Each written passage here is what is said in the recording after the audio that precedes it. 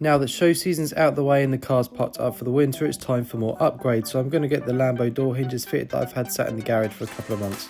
So first things first, we need to get that front bumper off. The hinges fit behind the wing, and as you can see, the arch and the side skirt have been blended together, so I'm going to have to split the two in order to get that wing off. I'm not going to lie, it killed me, but I had to cut across the seam.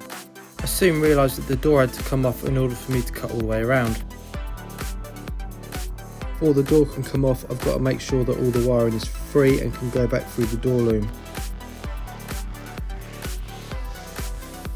Tapping out those door pins was a ball ache and a half, but once they were all out, the door came off relatively smoothly.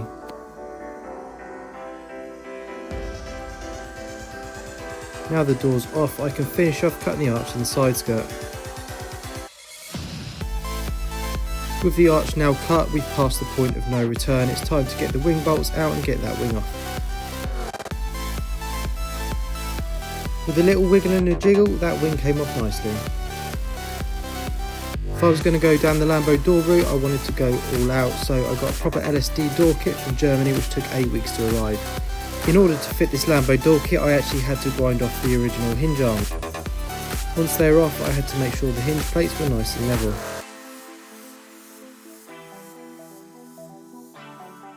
Now the original hinge plates are nice and level, we need to drill some bolt holes to mount the new hinges.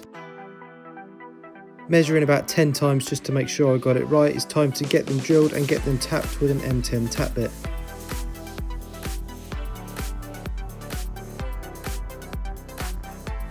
Now I'm going to shovel the wiring back through the hole, which I'll sort out at a later date, and fit these little cap bits that they supply in the kit.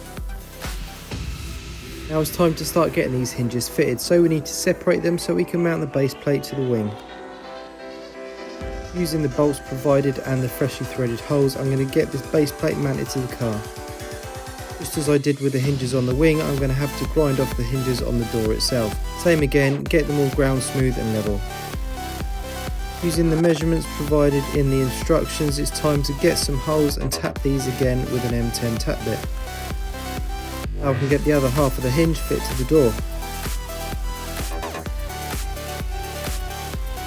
Exciting times, it's all starting to take shape now, so I'm going to get that door back on the car and try and get this hinge bolted back together.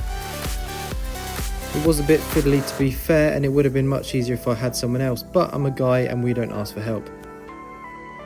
After some fiddling around and a few adjustments, it's time to give the doors their first try. When everything seems to line up smoothly, the door goes up and comes back down in the right position. So I'm going to get the gas struts on and just double check that it all still lines up properly. There are little circlips that go on the end of the gas strut holders to hold the gas strut on. Don't worry, I didn't forget to put them on.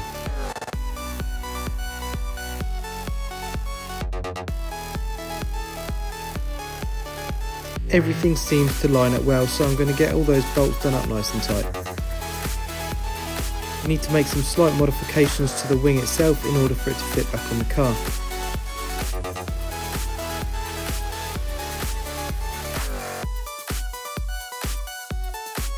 It's time to do a test run with the wing on, so I'm just going to put in a couple of bolts just to hold the wing in place, make sure the door doesn't clash on the wing as I open it. Thankfully no adjustments are needed, the door opens without a problem. Needless to say, the driver's side is exactly the same, apart from having to move and reposition the charcoal filter. And there we go, that completes another upgrade to my modified Max Power Corsa, now complete with Lamborghini doors.